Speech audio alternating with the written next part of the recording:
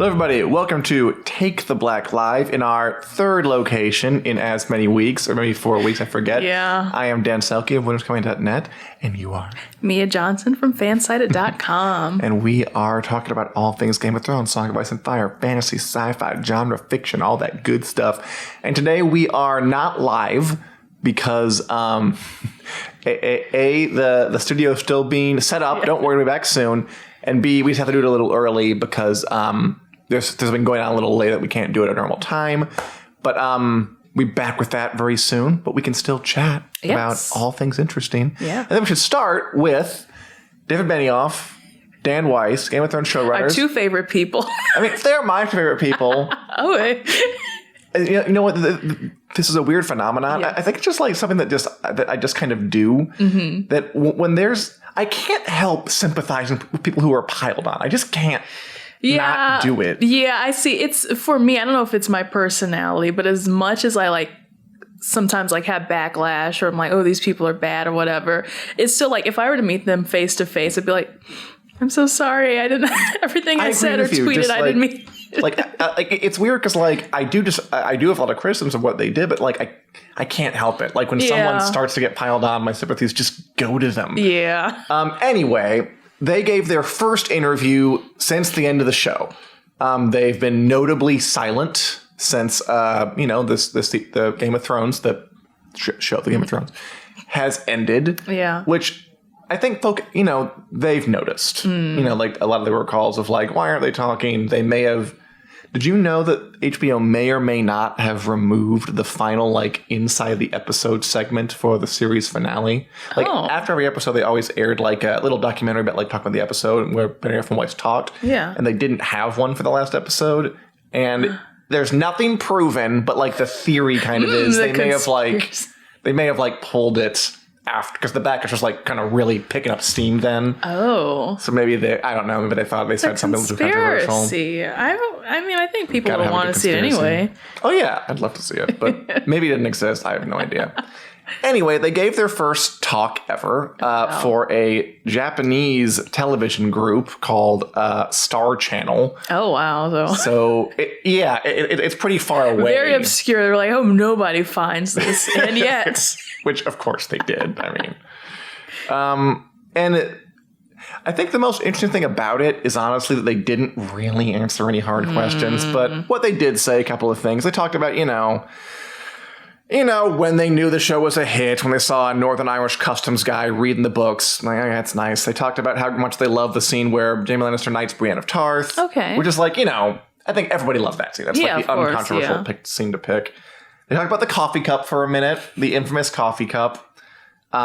Just saying we were concentrating so much on Daenerys and Jon Snow that we just didn't see this coffee cup right there in the middle. So at first I couldn't believe it. And then it was kind of an embarrassment because how do we not see this coffee cup in the middle of the shot? And eventually it was just kind of funny. This one was just a mistake.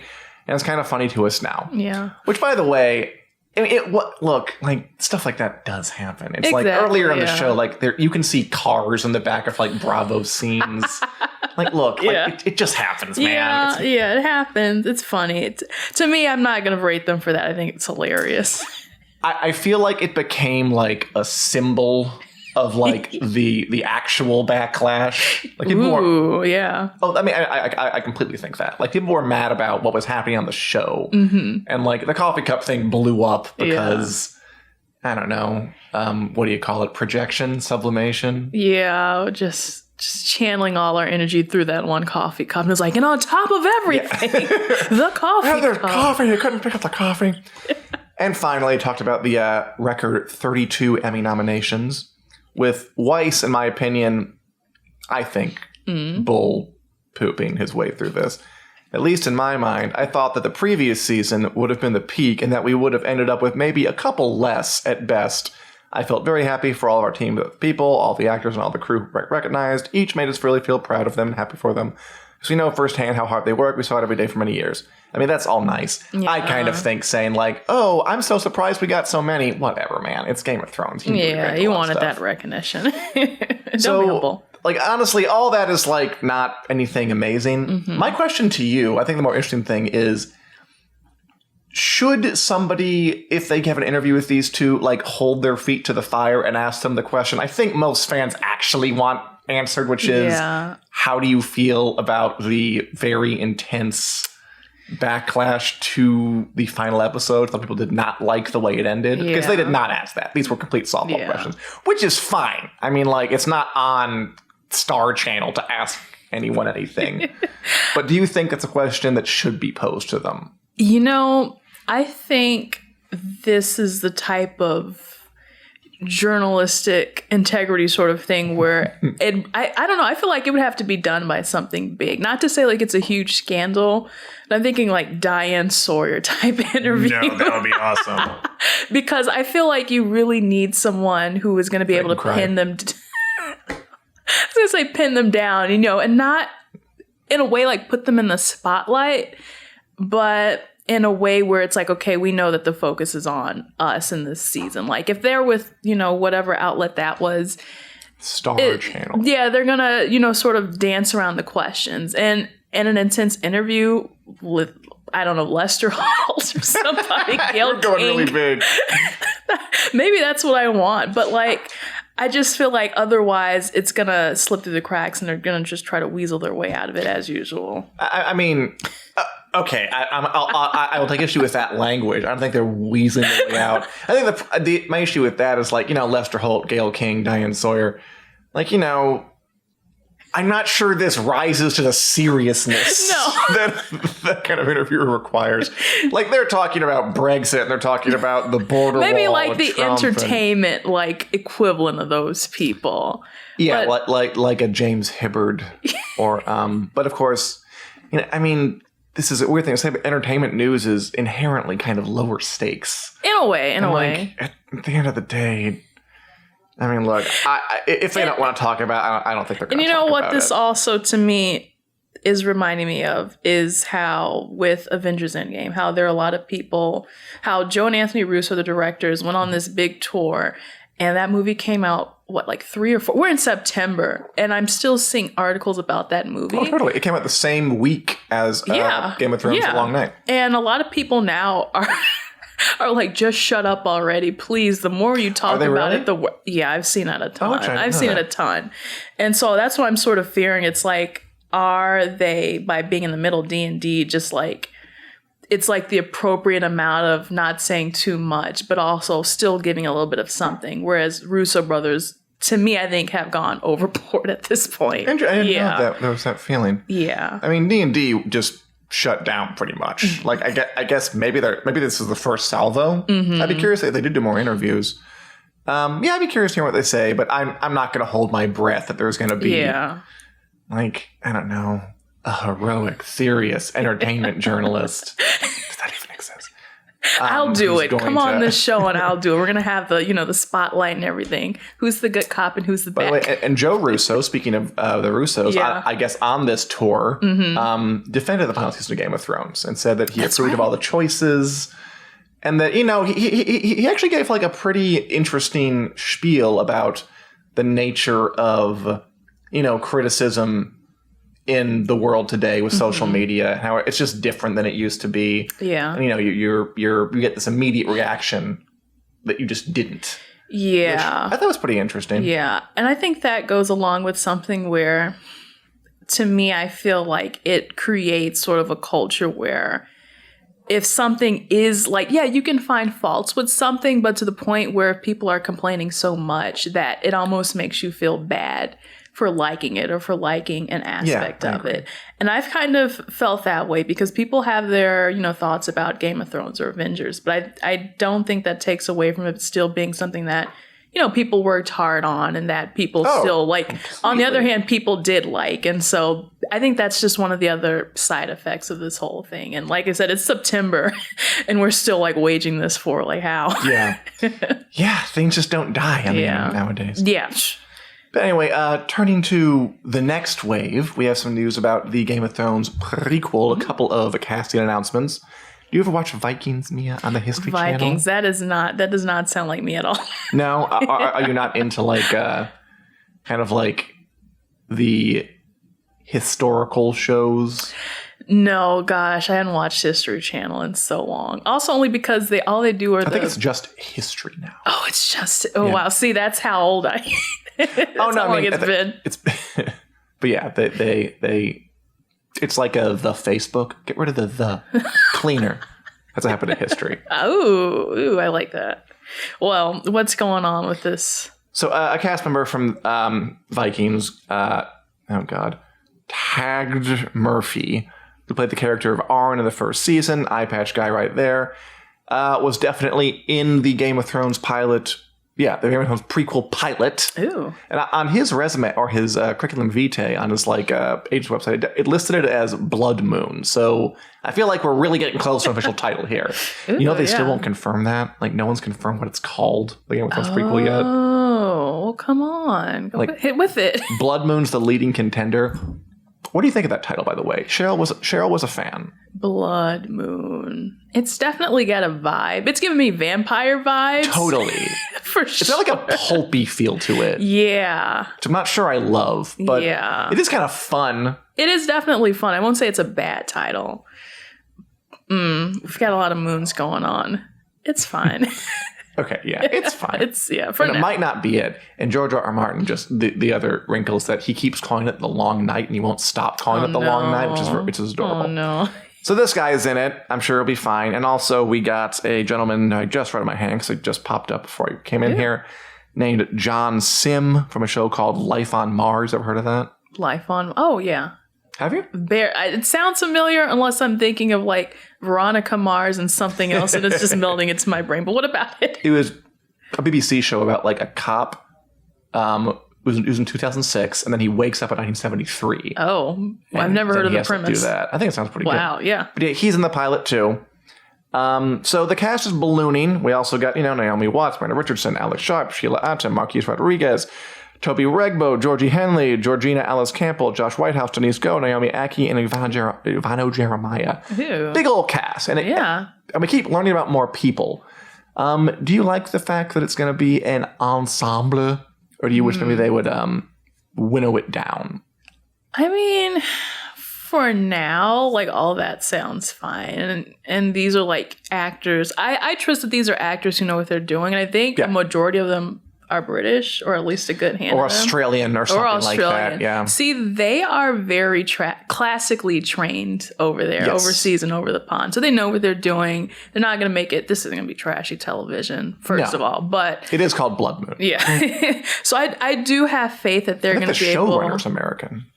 Yeah. Well, okay. Jane Goldman, but so were Benioff and Weiss. So was George R. R. Martin. Yeah. So I think either way, like, whatever you can bring to the table and bring into the role, and that's what the cast of Game of Thrones gets so well. Which is interesting because I'm taking not acting, I'm taking improv classes. So I'll get into why this makes sense. We were doing character work yesterday, and we all worked on developing characters of our own. We did some scenes, and then our instructor was like, why were these scenes so good? Why does it seem like all these people were paired up purposely, these random characters? And he said it's because when you put two good characters in a scene, two strong characters in a scene, it always works out in the end. It always seems like it's planned. Or so I think as long as the characters are strong, they're well written, I think it probably doesn't matter how many good people you have. It will just work itself out in the end. So I think it's very that was my professional learning. I think Game of Thrones was an ensemble show, so it makes sense they want to follow it up. Yeah. Little pop quiz quickly for you who's not live and you. Game of Thrones had only one prominent American in the cast. Do you know who it was? Ooh. Most of them were British or Danish or Australian or something. One of the main cast members was American. Only one, though. It was a main person. It wasn't like a side character. Why is this not coming to me? I'll give you 5 seconds. 5, 4, 3, 2, 1. It was Mr. Peter Dinklage. Was the only American in the cast. Okay, duh. Yeah. Was not thinking about... I had the other Lannisters. Right. That's right. Wow. And he did okay. He's still... Peter Dinklage. His accent was always like... It wasn't quite British. Yeah. But it wasn't really American either. It's just a Peter Dinklage. I mean, it worked. It was fine. I never questioned it. Yeah. All right. Moving beyond Game of Thrones and Bloodmoon or Solace and Fire. How do you feel about Batman? Oh my God. Are you interested in Batman? I am. I mean, yeah, very important historical superhero. Yes. One of the few characters in DC's lineup who has always brought in the meanie. Ben Affleck has left the role. Batfleck. R.I.P. And we now have a new gentleman stepping in, Robert Pattinson. Robert Pattinson is the word I've been kind of tossing around. Famous for the Twilight movies. Yeah. So we're getting closer to a new Batman movie. We always knew they were going to bring him back up again just because he's always been such a draw. We've known that Pattinson is doing it for a while. He just started to talk about more of like kind of how he's getting into it. Yeah. Just really quick. Are you a follower of the Batman? Have you seen the movies? Are you interested in this character? All of them, every single one of them since childhood. So I do love Batman. So what is your opinion then of Robert Pattinson? You know what? This was one of those casting announcements where surprisingly I was like, I am all in for this. The Ben Affleck one, I was like, it's okay. I honestly don't know. I was like, okay, 2009 Team Edward, 2019 Team Bruce. It's like I am in for it 100%. Okay, cool. Yeah. I kind of am too, honestly. Like, he built his reputation on like being kind of, moody and mysterious and shadowy, right? Yeah. I mean, sparkly, whatever. So I think that kind of lends to it too. Like subconsciously, maybe that's what I was thinking about. Yeah, I do too. He was just talking about it with Variety and saying that, there was some backlash. Unsurprisingly, there was a change.org petition to get him taken off the role, which there's always one of those. Although he said, to be honest, it was less vitriolic than I was expecting. It's much more fun when you're an underdog. There's no expectation of you. Which I think he seemed like a really good sport in the interview. One thing. He seemed like he has his good head in his shoulders. Yeah. I respected him for, after Twilight. It wasn't that long ago when he was like the teen crush. Mm-hmm. Like, it really wasn't. That was like, what, like 10 years ago with the Twilight stuff? Yeah. And like, he was huge. Yeah. But I thought it was smart of him after that to just completely go away from mainstream stuff. Yeah. Like he didn't, like he talks, in the interview, he said that he had a meeting about doing a Guardians of the Galaxy thing. Wow. And it didn't come to anything. Yeah. Like he totally could have gotten into the giant game back then if he wanted to. And I mean, he was this was a short stint coming off of Harry Potter as well as Cedric Diggory. Oh, right. I like forgot the about only that. Hufflepuff in the entire series.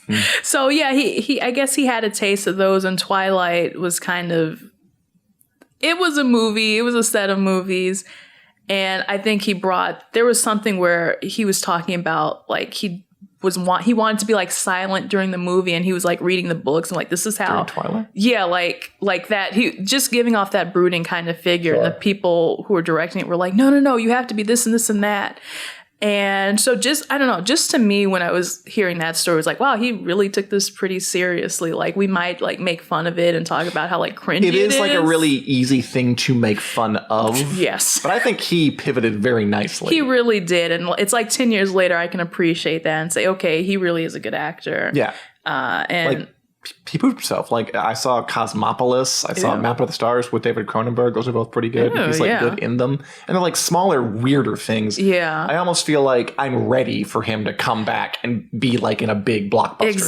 Exactly. I think we've had that like small little hiatus. Now we're ready for more Robert Pattinson.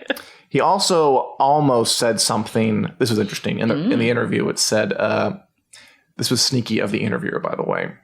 They wrote that he made a comment about Joaquin Phoenix's Joker and then asked that it be stricken from the interview and said that he wasn't used to avoiding spoilers. Oh. Which, like, that's like on Variety's part, like trying to have its cake and eat it too. Yeah. Like, oh yeah, we'll strike your comment. We're going to mention that you asked us to strike it, which is basically like admitting that you gave away something. Yeah. I wonder if he's hinting that they're going to kind of converge the movies. And that would be interesting because from what I've like heard is that it's supposed to be like a standalone. Like it doesn't really fit in the universe. It's just him telling like his own origin story. Too. Do you believe that for more than 8 seconds? I think now, based off of what Variety wrote, it's a little unbelievable. But at first I honestly thought it was just kind of like a passion project. I'm like, sure, do it. I did too. Because it's also doing like the festival circuits and all that stuff. So I'm like, when do you really see like a comic book movie making it to this sort of Yeah, you're prominence? right. So yeah, that's what I wanted to add. And it does look like very arty. I mean, obviously for a superhero movie, but I don't know. I wonder if it's too much to hope that there can really be a standalone superhero movie in today.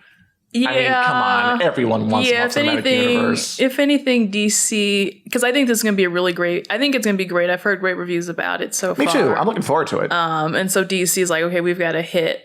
And they might be like, let's try to milk it. I mean, look, integrity lasts until you make some money, and then it's gone.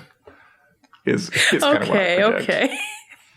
So yeah, that's what I'm taking. I fully expect them to merge now, or at least to try. Yeah, but you know what? I think that movie is supposed to be taking place in the past. The Joker. It definitely has like a Scorsese Mean Streetsy. Yeah, I forgot 70s, how 80s many vibe. how many decades in the past. So it's like, will they want to set the new Batman in the past, or are they going to kind of like catch him up to if they were to merge the two films? That's just, or does he have like a time machine? Because comic book logic. What I think is like, where there's money and a will, there's a way.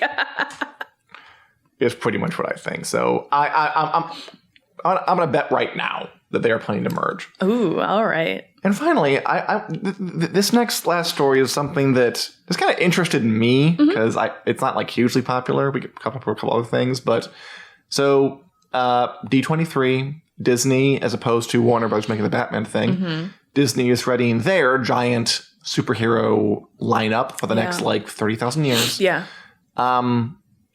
So they're making a bunch of kind of limited series, as far as I can tell, for Disney Plus, the streaming service. We got a Loki series, we got Falcon and the Winter Soldier, we got a show called What If, which is just like kind of alternate universe-y episodic thing, which would be fun. The one I was probably least interested in was a show called Wanda Vision, which is about the Scarlet Witch, Elizabeth Olsen, or Wanda, and Vision, played by Paul Bettany, who's the boring kind of cyborg flying robot, like the one that you forget from the Avengers movies. Yikes. Am I right? Like, he's not a popular one, is he? I suppose. Yeah, not the most popular. And like, I'm not sure she's hugely popular either. She has her own fan base, but yeah, outside of it, they don't give her a lot of attention, unfortunately. And that's kind of why when I heard like, oh great, a WandaVision show, like fine, I guess. Yeah. But they revealed some new stuff about it at D23, and suddenly it's one I'm most interested in. All right. Did you see this poster? I did. I got a good look at it, and I zoomed in. What the hell is that? So Wanda and Vision sitting in a 1950 style I Love Lucy, but in color kind of suburban area, watching TV with the superhero shadows behind them. Yes. All of a sudden, I'm like, what? Yeah. Wow. Yeah, you picked apart everything pretty much on that poster. It's got a lot of good Easter eggs in it. Does it? Like what? Well, the shadows were one. Oh, sure. Yeah. And then there's like they were like, oh, in the shadow, there's a spot where his Infinity Stone used to be on his forehead. And it also looks like from right to left, it goes from black and white to color. I didn't notice that either. So that's also something. Yeah. So it's a very great poster to get you kind of like into it. It's concept art by Andy Park. Yeah. And then they gave interviews to MTV News, and Paul Bettany was like, it's avant-garde and weird and messed up. And Elizabeth Olsen said that they get to play around with different moods. Like there's apparently a sitcom part of it. Yeah. And with time period. And then it goes back to the normal world of Marvel. What? What the hell? What happened? How did they get there? It's so bizarre. And oh my gosh, I can't remember if this was Joe Russo or somebody talking. Like he got asked a question.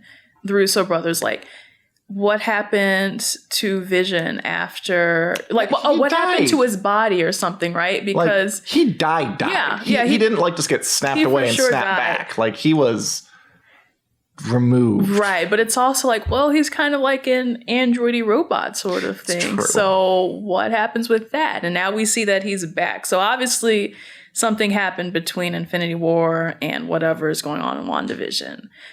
So some people are like, it might be like Wanda, like having delusions, or she's kind of like a mind bender. They kind of forget about that fact in the movie. They completely forget about it. So like, maybe they're bringing that back. In the comics, she has like a weird power set that involves like probability or something. I don't really quite understand it. but apparently she's able to like alter things. Yeah. But in the movies, it kind of boils down to red blast. Yeah. Pretty much, yeah. Yeah, they were like, hey, you remember that thing she did in Age of Ultron? And she also had an accent. Both of those things are gone. So that could be it. I've also heard that it takes place in the aftermath of Doctor Strange and the Multiverse of Madness.